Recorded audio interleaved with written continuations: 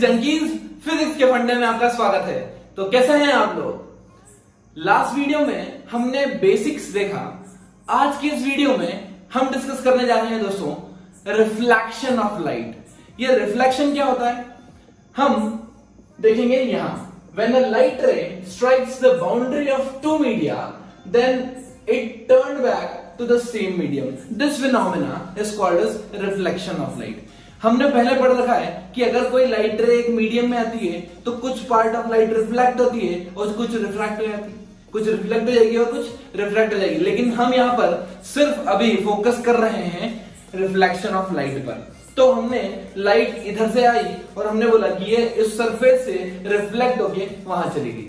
Correct दोस्तों, जो reflection होते हैं वो दो तरीके के होते हैं। एक होता है रेगुलर रिफ्लेक्शन और एक होता है डिफ्यूज्ड रिफ्लेक्शन। मतलब कि मान लीजिए अगर सरफेस स्मूथ है और एक तरफ से मैंने सिल्वर कर दिया, ये मिरर लिया और एक तरफ से मैंने सिल्वर कर दिया। अब क्या होगा?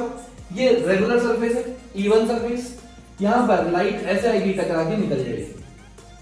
मान लीजिए कि मैंने इसको थोड़ा सा वेवी नेचर का ले लिया और फिर मैंने इसको सिल्वर कर दिया, या फिर मैं इसका कर्व्ड पाथ ले लूं और फिर मैं इसको सिल्वर कर दूं। क्या दोस्तों इस केस में लॉ ऑफ रिफ्लेक्शन होंगे ट्रू? क्या यहाँ पर रिफ्लेक्शन होगा? हाँ दोस्तों बिल्कुल होगा, 100% होगा और सारे लॉज भी लगेंगे। बस ये होगा कि अगर मान लीजिए रे ऐसी आई इंटर, तो यहां पर ऐसे निकल जाएगी कुछ अलग एंगल पे, such that it will always hold all the laws. Similarly अगर मैं यहां पर देखता हूं तो अगर इस पॉइंट पर कोई रे इंसिडेंट होती है तो वो कुछ ऐसी जाएगी, ये इंसिडेंट रे ऐसे है तो वो कुछ ऐसे निकल जाएगी। ठीक है, मतलब आपको रेगुलर शेप नहीं दिखेगा लेकिन रिफ्लेक्शन भी होगा और सारे लॉज भी वैलिड होंगे। तो सिर्फ और सिर्फ प्लेन के लिए वैलिड नहीं है लॉज, इर्रेगुलर सरफेसेस के लिए या डिफ्यूज्ड रिफ्लेक्शन के लिए भी वैलिड है। ठीक है, चलिए अब हम समझते हैं एक नॉर्मल सरफेस लेते हैं। हमने एक सरफेस ली, प्लेन ग्लास लिया, उसको सिल्वर कर दिया तो बन गया मिरर। ठीक, अब यहां से कोई रे ऐसे एंटर हुई, जो रे आती है कहां से? ऑब्जेक्ट से, उसे हम बोलते हैं इंसिडेंट रे। ये कौन सी रे है दोस्तों?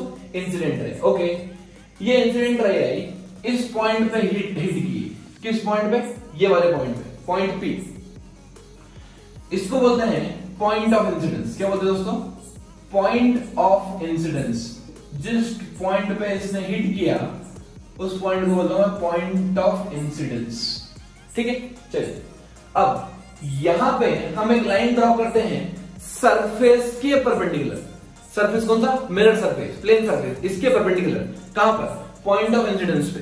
जैसे ही मैंने पॉइंट ऑफ इंसिडेंस पे एक परपेंडिकुलर ड्रॉ किया, या उस रे को बोलते हैं हम नॉर्मल रे। क्या बोलते हैं दोस्तों? नॉर्मल रे। नाउ ये जो इंसिडेंट रे है इस पॉइंट से आई, इस पॉइंट पे हिट की और ये इस डायरेक्शन में निकल गई, इसको बोलते हैं हमें आफ्टर इंटरेक्शन जो रे जाती है उसको मैं बोलता हूं रिफ्लेक्टेड रे। ठीक है, ये मेरा ऑप्टिकल एलिमेंट हो गया, कोई भी एलिमेंट। इस पे इंटरेक्शन के पहले जो रे आई उसको बोलते हैं इंसिडेंट। इंटरेक्शन के बाद वही रे को हम बोलते हैं, क्या बोलते हैं दोस्तों? Reflected ray. आया समझ में? ओके, नाउ ये मान लीजिए एंगल ऑफ इंसिडेंस आई है। एंगल ऑफ इंसिडेंस क्या होता है? The angle made by the incident रे विथ द नॉर्मल। दोस्तों ध्यान रखना, दो एंगल पॉसिबल है यहाँ पे। आप ये वाला एंगल भी ले सकते हो, लेकिन अगर आपने ये एंगल ले लिया तो गलत हो जाएगा। मतलब फर्क ज्यादा पड़ना नहीं है, लेकिन जो डेफिनेशन हमने दी है, जो डेफिनेशन ऑप्टिक्स में डिफाइंड है, उसमें एंगल ऑफ इंसिडेंस हमेशा हम नॉर्मल से ही लेते हैं। ठीक है, अगर रूल मान के चलिए तो आपके लिए जिंदगी आसान हो जाएगी। ये मान के चलिए कि हमेशा एंगल कहां से लेंगे? हम नॉर्मल से लेंगे। हमेशा एंगल कहां से लेंगे? हम नॉर्मल से लेंगे। तो नॉर्मल से जो इंसिडेंट रे एंगल बना रही है वो एंगल, वो हमारा एंगल ऑफ इंसिडेंस। सिमिलरली ये इंसिडेंस टकराने के बाद यही रे का नाम चेंज हो गया, क्या बन गई है? Reflected ray. और रिफ्लेक्टेड रे और नॉर्मल के बीच का एंगल, रिफ्लेक्टेड रे और नॉर्मल के बीच का एंगल, ये एंगल आर होता है। This is called as angle of reflection. This is called as angle of reflection. ठीक है, तो ये मेरे रिफ्लेक्टेड रे है, ये मेरी इंसिडेंट रे है और वो मेरी नॉर्मल रे है। ये तीनों रे के नाम समझ में आ गया। ये मेरा एंगल ऑफ इंसिडेंस हुआ, ये मेरा एंगल ऑफ रिफ्लेक्शन हुआ, ये हुआ मेरा पॉइंट ऑफ इंसिडेंस। ये हुआ दोस्तों पॉइंट ऑफ इंसिडेंस। ठीक, अब कुछ बुक्स में ये वाला एंगल का नाम ग्लांसिंग एंगल भी दिया जाता है।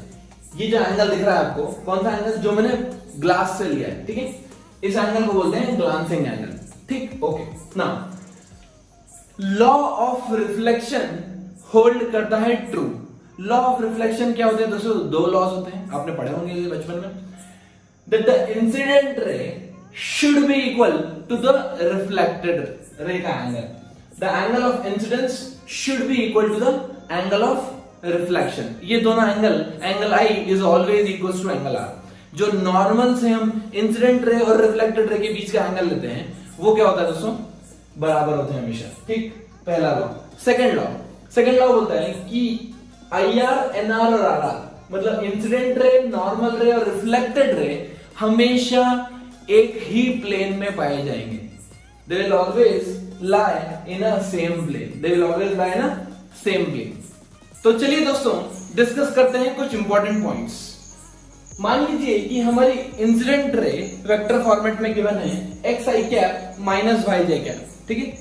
देखो क्यों गिवन है ये, अगर मैं ये 2D वेक्टर लेता हूं, ये प्लेन लेता हूं, मान लीजिए यहाँ पे मेरी मिरर रखा हुआ है ऐसा, ठीक है, ये x पॉजिटिव है और y नेगेटिव, दो कंपोनेंट के एक इधर एक इधर, तो ये रे ऐसी है, ये रे ऐसी आई, टकराई, अब ये रे कैसी हो गई, ऐसे हो गई। इसका मतलब ध्यान रखना दोस्तों, जिस प्लेन के अबाउट वो रिफ्लेक्ट हो रही है, जिस प्लेन के अबाउट वो रिफ्लेक्ट हो रही है, उसका परपेंडिकुलर कंपोनेंट चेंज हो जाता है, उसका परपेंडिकुलर कंपोनेंट चेंज हो जाता है, बाकी कुछ चेंज नहीं होता। इसका मतलब मैं डायरेक्ट यहां पे लिख सकता हूं, जो रिफ्लेक्टेड की इक्वेशन आएगी वो x तो अनचेंज होगा, लेकिन इसका परपेंडिकुलर क्या है, y में चेंज हो जाएगा दोस्तों, माइनस की जगह हो जाएगा प्लस, बाकी कुछ भी चेंज होने वाला नहीं है। और ये चमत्कारी फॉर्मूला ये 3D में भी वैलिड है। मान लीजिए कि रे ऐसी आ रही है, रे ऐसे आ रही है, xi cap minus yj cap minus zk cap, ठीक है, ऐसा मान लीजिए, या आप ऐसा माने अगर पॉजिटिव में आता हुआ तो x पॉजिटिव है, y नेगेटिव है और z पॉजिटिव, ठीक है। अब अगर रे ऐसी आ रही है तो टकराने के बाद ऐसी निकल जाएगी, मतलब सिर्फ वो कंपोनेंट चेंज होगा दोस्तों, सिर्फ वो कंपोनेंट चेंज होगा जो प्लेन ऑफ रिफ्लेक्शन के परपेंडिकुलर है, जो प्लेन ऑफ रिफ्लेक्शन के परपेंडिकुलर है। मतलब अगर मैं यहां पर रे की इक्वेशन देता, इंसिडेंट आपको देता xi cap minus yj cap plus zk cap, तब आपका आंसर क्या होता दोस्तों, यहां पर इसी सिचुएशन में प्लेन यहां रखा है मैंने इधर और मेरी रे ऐसी आ रही पीछे से, ठीक है। अब यहां से टकराएंगे तो वहां चली जाएगी, तो x कंपोनेंट में कोई चेंज नहीं होगा, z कंपोनेंट में कोई चेंज नहीं होगा, माइनस की जगह हो जाएगा प्लस, बाकी सब कुछ सेम रहेगा, ठीक है। चलिए अब हम निकालते हैं इस केस में डेविएशन। दोस्तों डेविएशन क्या होता है, डेविएशन मतलब जो लाइट इंसिडेंट रे थी वो जाना चाहती थी ऐसा, अगर यहां पे ये मिरर नहीं होता, अगर यहां पे ये मिरर नहीं होता तो क्या रे सीधी चली जाती, ये रे जाती इधर, this is it's intended path. But क्योंकि हमने मिरर बीच में लगा दिया तो ये यहां जाने के बजाय उधर चली गई। अगर ये उधर चली गई इसका मतलब कुछ ना कुछ डेविएट हो गई, and this is called as angle of deviation, this is called as angle of deviation. हम यहां कैलकुलेट करेंगे कि एंगल ऑफ डेविएशन निकालते कैसे हैं दोस्तों। चलिए ये अब मान लीजिए कि एंगल ऑफ इंसिडेंस आई है, तो क्या ये दोस्तों ये भी आई होगा, एंगल ऑफ इंसिडेंस आई है तो एंगल ऑफ रिफ्लेक्शन भी आई होगा, ओके। मैं इसको मानता हूं ये डेल्टा मान लिया, डेल्टा मतलब मैंने डेविएशन कंसीडर कर लिया, ओके। अब ये आपको दिख रहा होगा कि ये स्ट्रेट लाइन है, क्या है दोस्तों ये स्ट्रेट लाइन है। अगर ये स्ट्रेट लाइन है इसका मतलब ये एंटायर एंगल यहां से यहां तक कितना एंगल बनाता है, क्या पाया बनाता है। इसका मतलब क्या मैं ऐसे लिख दूं I plus delta equal to pi, so I can write delta equals to pi minus 2i, delta equal to pi minus 2i, delta equal to pi minus 2i। अच्छा ये इंपॉर्टेंट पॉइंट आ गया कि डेविएशन निकल गया हमारा पाई minus 2i। लेकिन एक और बात ध्यान रखना है आपको कि ये रे इधर जा रही थी, ध्यान से राइट हैंड लेके आओ दोस्तों, ये रे इधर जा रही थी इधर, लेकिन टकराने के बाद उधर चली, तो जो इसका रोटेशन हुआ है वो किस डायरेक्शन में हुआ है, इसका रोटेशन एंटी क्लॉकवाइज सेंस में हुआ है दोस्तों, इसका रोटेशन एंटी क्लॉकवाइज सेंस में हुआ है, ठीक है। तो जो डेविएशन बताऊंगा मैं, क्योंकि कई बार हो सकता है कि वो डेविएशन आपको क्लॉकवाइज सेंस में देते हैं, ठीक है, तो हमें अंतर करना आना चाहिए एंटी क्लॉकवाइज सेंस और क्लॉकवाइज सेंस में। तो हमने यहाँ पर डेविएशन निकाल दिया पाई माइनस 2i इन विच सेंस दोस्तों, एंटी क्लॉकवाइज सेंस, ओके।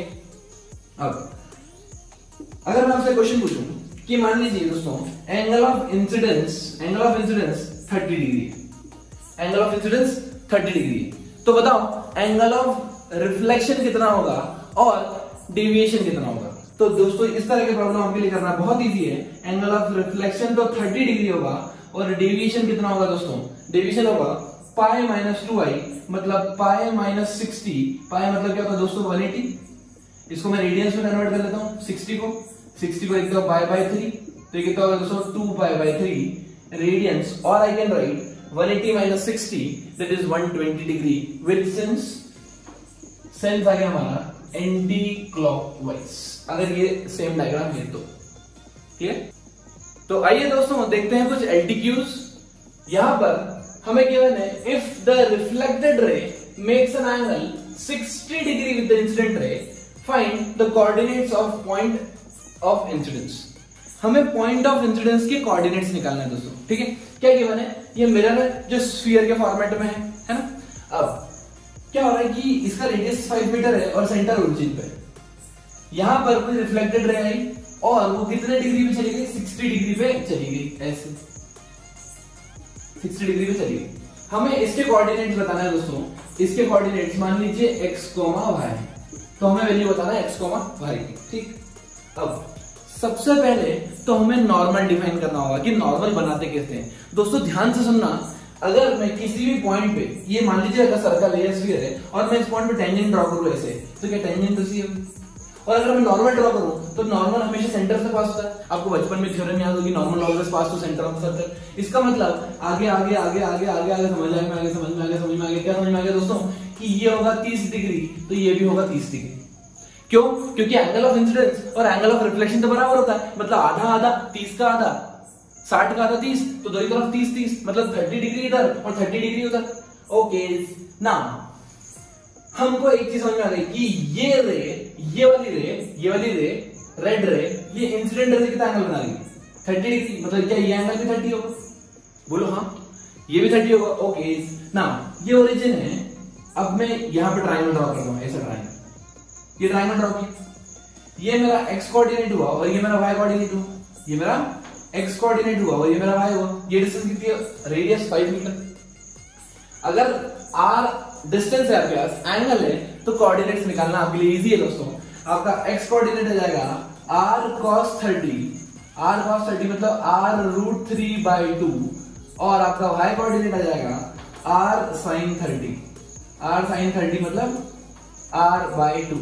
तो आपका x कोऑर्डिनेट का y कोऑर्डिनेट आ गया √3/2 into 5, that is 5√3/2, comma 5/2, 5√3/2 comma 5/2। Clear? चलिए अब मान लीजिए सेकंड क्वेश्चन देते हैं आपको कि ये जो 60 डिग्री पे गई है अब वो 90 डिग्री पे चली जाती। 60 डिग्री की जगह अगर दोस्तों आपकी रे 90 डिग्री पे जाती, मतलब यहां से ऐसी आई और ऐसे निकल गई, तब क्या एंगल निकाल सकते थे? अब तो और आसान हो जाता केस। यहां से हम फिर से नॉर्मल ड्रॉ करते हैं, नॉर्मल ड्रॉ करते हैं, वो कितना एंगल पे आता दोस्तों? वो एंगल पे आता 45 डिग्री। अगर ये 45 डिग्री है तो यहां पे भी हॉरिजॉन्टल से 45 होगा, तो मेरा आंसर हो जाता r cos 45 divided by r cos 45। cos 45 value होती है दोस्तों 1/√2। अगर मैं इस पॉइंट को ओरिजिन कंसीडर करता हूं और ये मिरर इस टाइप का है। क्लियर? तो आइए दोस्तों अब हम चर्चा करते हैं प्लेन मिरर की। प्लेन मिरर काफी इंटरेस्टिंग टॉपिक है और हम इसमें बहुत कुछ पढ़ने और सीखने वाले हैं। तो शुरू करते हैं। यहां पर हमने एक प्लेन मिरर लिया है, पीछे से सिल्वर्ड है और ये ऑब्जेक्ट है। दोस्तों आपको पता है ऑब्जेक्ट से कौन स्टार्ट होता है? ऑब्जेक्ट से निकलती है रेज और उनको बोलते हैं इंसिडेंट रे। तो यहां से इंसिडेंट रे हर डायरेक्शन में निकलेगी। ये सारी इंसिडेंट रे में ड्रॉ करनी, करेक्ट? बट जो रेज मिरर की तरफ अप्रोच कर रही है हम सिर्फ उन्हीं रेज को कंसीडर करेंगे। तो ये रेज ले लीजिए, यहां से गई, ये क्या नॉर्मली हिट करी सरफेस को, फिर ये रेज ऐसी गई, ऐसे हिट की, ये रेज ऐसे ले लीजिए, ठीक है? अब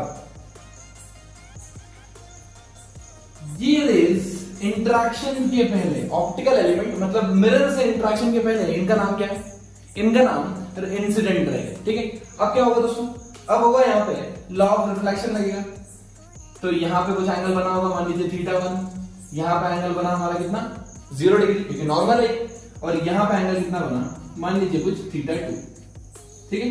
अब हमें पता है कि रे जितने एंगल पे आती है क्या उतने ही एंगल पे जाती है, आती जाती बराबर, मतलब angle of incidence equals to angle of reflection, ठीक है। तो मैं काम करता हूँ, इसको ऊपर एक्सटेंड कर देता हूँ लाइन को इधर की तरफ, राइट, ये रे ऐसी गई, ठीक बात। अच्छा अब ध्यान से देखना दोस्तों, ऑब्जेक्ट और मिरर के डिस्टेंस की दूरी कितनी है, ऑब्जेक्ट और मिरर के डिस्टेंस d है, ठीक है। अब यहां से ये रिफ्लेक्ट हुई, ये रिफ्लेक्ट होकर ऐसे जाएगी दोस्तों उस तरफ, ठीक है।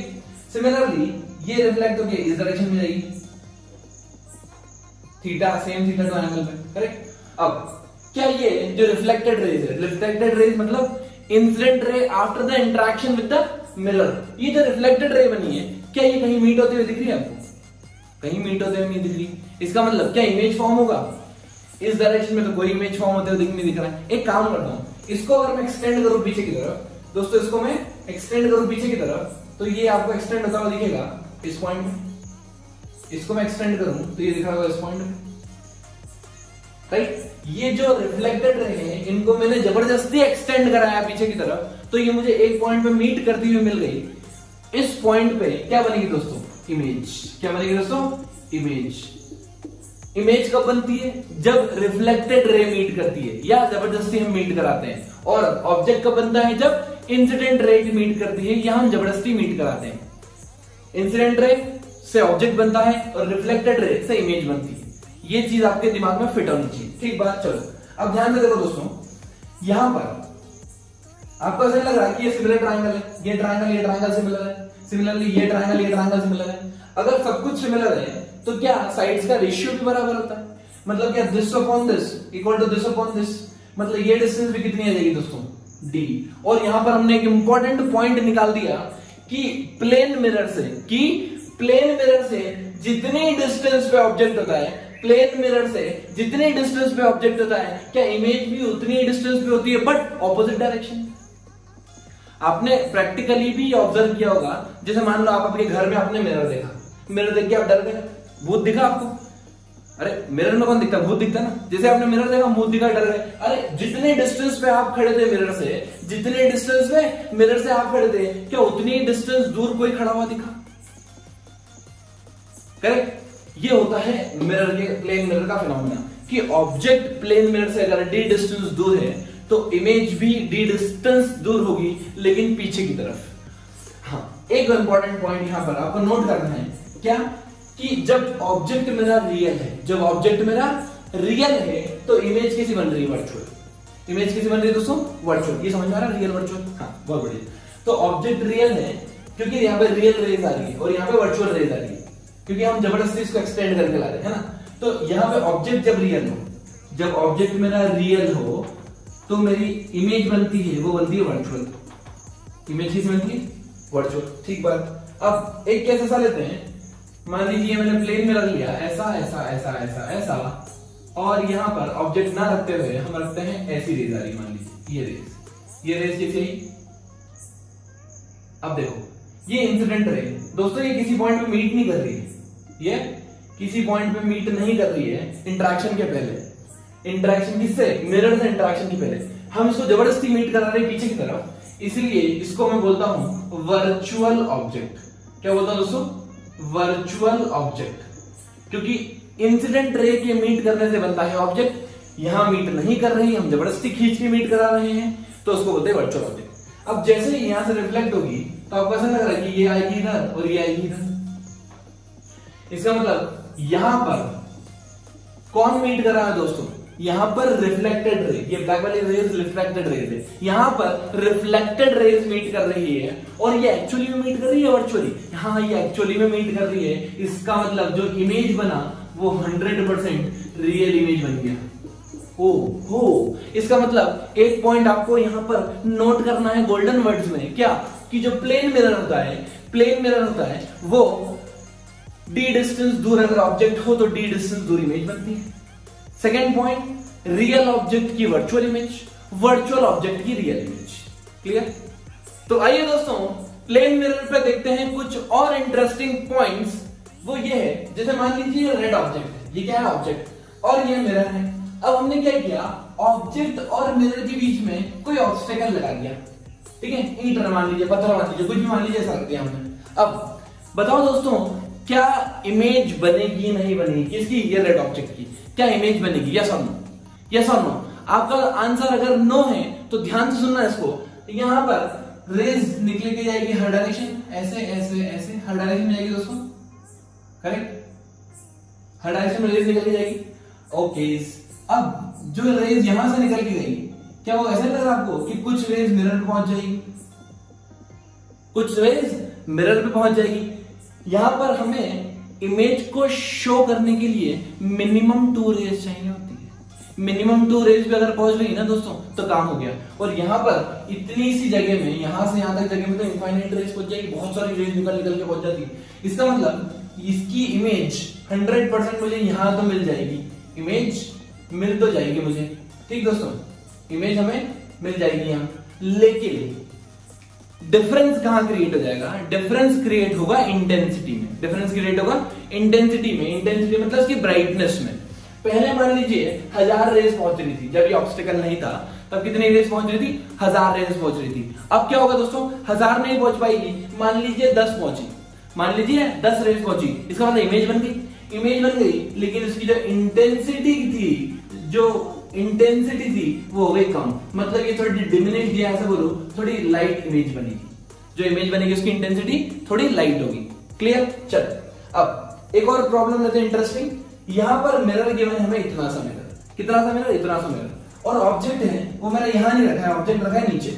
ऑब्जेक्ट कहां रखा है मैंने? नीचे, मतलब मैंने ऑब्जेक्ट यहां रखा और मिरर ऊपर रखा है। बताओ दोस्तों, इमेज बनेगी या नहीं बनेगी?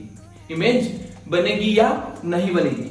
अगर आपका आंसर नहीं बनेगी है तो फिर आपको ध्यान देने की जरूरत है। क्या यहां पर इमेज बनेगी? इमेज बनेगी, कैसे बनेगी? ध्यान से देखना दोस्तों। अगर आपके पास मिरर नहीं हो, मतलब insufficient length of the mirror हो, तब आपको क्या करना चाहिए? इसको एक्सटेंड कर देना चाहिए ऊपर नीचे, ठीक है। ऑल्दो आई नो मिरर सिर्फ इतनी जगह ही प्रेजेंट है, बट समझने के लिए आप इसको एक्सटेंड कर दो। अब क्या होगा, अगर मिरर से परपेंडिकुलर डिस्टेंस डी है तो ऑब्जेक्ट भी परपेंडिकुलर डिस्टेंस डी पर ही बनेगा। कैसे? देखो दोस्तों, यहां से अगर रे निकल के गई ऐसी तो क्या रिफ्लेक्ट होगी? अगर रिफ्लेक्ट होगी तो पीछे आएगी ऐसे। सिमिलरली अगर कोई रे ऐसे गई तो वो ऐसे जाएगी, मतलब रिफ्लेक्ट होगी यहां आएगी। तो इमेज तो बनेगी, इमेज तो बनेगी। अगर इमेज बन गई इसका मतलब ऑब्जेक्ट कहीं भी रखा हो, अगर वो मिरर के सामने है तो उसकी इमेज बनेगी, राइट। अब इमेज दिखेगी क्या इसको? नहीं दोस्तों, इमेज इसको दिखने वाली नहीं है। क्यों? क्योंकि ये जो रेज है इधर से टकराने के बाद इस डायरेक्शन में जा रही है। इसका मतलब अगर कोई ऑब्जर्वर यहां खड़ा हो, अगर कोई ऑब्जर्वर यहां खड़ा हो तो इस डायरेक्शन में, तो उसको इजीली इमेज दिख जाएगी। इसका मतलब इमेज का बनना और इमेज का दिखना, these are two different phenomena, these are two different phenomena. हम आगे बढ़ेंगे फील्ड ऑफ व्यू कॉन्सेप्ट में, बट अभी आप समझ के चलो इमेज का बनना और इमेज का दिखना दो अलग अलग कॉन्सेप्ट है। कैसे? मान लीजिए कि ये बोर्ड को मैं मिरर मान लेता हूं। क्या मान लेता हूं? बोर्ड को मान लेता हूं मिरर। अब ध्यान से देखना दोस्तों, मैंने बोर्ड के बाहर, बोर्ड के थोड़ा सा बाहर ये पेन रख दिया, बोर्ड के थोड़ा सा बाहर पेन रख दिया। अब मैं पेन के सामने आके खड़े होकर देखता हूं कि पेन की इमेज दिख रही है। अगर मैं जस्ट सामने से देखूंगा, यहां से, ध्यान से देखो दोस्तों, अगर मैं इधर से देखूंगा तो इसकी इमेज नहीं दिखेगी। लेकिन अगर मैं यहां से देखूंगा उसी पेन की इमेज, तो मुझे इमेज दिख रही है। सेम पोजीशन पे पेन रखा है, मैंने अपने ऑब्जर्वर की पोजीशन चेंज कर ली, मैंने यहां से देखा तो मुझे क्लियर पूरा पूरा पेन दिख रहा है। दोस्तों आप भी ऐसा ट्राई कर सकते हैं। इसका मतलब इमेज बनी तभी तो मुझे दिखी, इमेज बनी तभी तो मुझे दिखी, बट ये है कि वो हर जगह से नहीं दिखेगी, किसी स्पेसिफिक पोजीशन से ही दिखेगी। तो इमेज का बनना, इमेज का दिखना, डिफरेंट डिफरेंट कॉन्सेप्ट। याद रखिए दोस्तों, मिरर है और मिरर के सामने ऑब्जेक्ट है तो बनेगी इमेज, भले वो छोटा सा हो, इत्तू सा हो, तब भी इमेज बनेगी ही बनेगी। ओके, चलिए अब यहां पर मान लीजिए एक ऑब्जेक्ट है दोस्तों, ये ऑब्जेक्ट का शेप कितना है? आई शेप का ऑब्जेक्ट है। अब इसकी इमेज कैसे बनेगी? What will be the shape of the image? Mirror ऊपर रखा है, आपको पता है मिरर ऊपर हो नीचे हो कहीं भी हो उससे कोई फर्क नहीं पड़ता, इमेज तो बनेगी। इसको एक्सटेंड कर दो, अगर ये डिस्टेंस इतनी है तो ये डिस्टेंस इतनी होगी और अभी भी इमेज इसकी आई शेप की ही बनेगी, ये इन्वर्ट हो जाएगी नहीं इमेज दोस्तों, है ना। मतलब अगर मान लीजिए ऐसे मैंने एरो बना दी, ये एरो ऐसे होते हैं, ये एरो ऐसे होते हैं, तो इमेज कैसी बनती है दोस्तों, ये वाला एरो आपको इधर दिखने लगता है, ये इसकी इमेज में ये अंतर हो जाता है, ठीक है। जो एरो यहां होता है अब वो इधर रहता है। मतलब होता क्या है कि अगर इसकी डिस्टेंस यहां से d1 मानूं तो ये वाले पॉइंट की डिस्टेंस इस मिरर से भी d1 ही होगी। सिमिलरली जो बैकएंड है इसका अगर डिस्टेंस में यहां से d2 मानूं तो उसके इमेज की बैकएंड का डिस्टेंस भी d2 ही होगी। इसलिए जो इमेज होती है वो दोस्तों इन्वर्ट हो जाती है। क्या ये चीज समझ आ रही है आपको? चलिए एक प्रॉब्लम और लेते हैं, काफी इंटरेस्टिंग, काफी बढ़िया। यहां पर कोऑर्डिनेट एक्सिस दे रखी है और इस टाइम मिरर 45 डिग्री पे इंक्लाइंड है, मिरर 45 डिग्री पे ऐसा इंक्लाइंड है। अगर मिरर इंक्लाइंड है और मेरा पॉइंट P है, मान लीजिए यहां मैंने ऑब्जेक्ट रखा है, ठीक है। अब मुझे इसकी इमेज बताना है। क्या बताना है दोस्तों? मुझे इसकी इमेज बताना है। अब सोचिए कहां बनना चाहिए इसकी इमेज। थोड़ा सा आप अपने ज्ञान चक्षुओं को खोलें तो आपको दिख रहा होगा कि इमेज हमेशा प्लेन के या फिर मिरर के परपेंडिकुलर लाइन पे ही बनेगी। ये देखिए, प्लेन के परपेंडिकुलर लाइन पे, प्लेन के परपेंडिकुलर लाइन पे, प्लेन के परपेंडिकुलर, मतलब मिरर के परपेंडिकुलर लाइन, मिरर का अगर जो प्लेन लूं तो उसके परपेंडिकुलर, मतलब ये प्लेन के परपेंडिकुलर, क्या ऐसी इमेज बनेगी? नहीं, इसी लाइन। ये चीज समझ आ रही है? ओके, अब देखते हैं कहां एग्जैक्टली बनेगी। मैं मान लेता हूं कि ये ऑब्जेक्ट P नहीं है, ये ऑब्जेक्ट P नहीं है, ये ऑब्जेक्ट है OP, ऐसा बोल देता हूं। ये ऑब्जेक्ट ऐसा है जिसका मुंह ऊपर की तरफ है। ये समझ आ रहा है आपको दोस्तों? ठीक, अच्छा।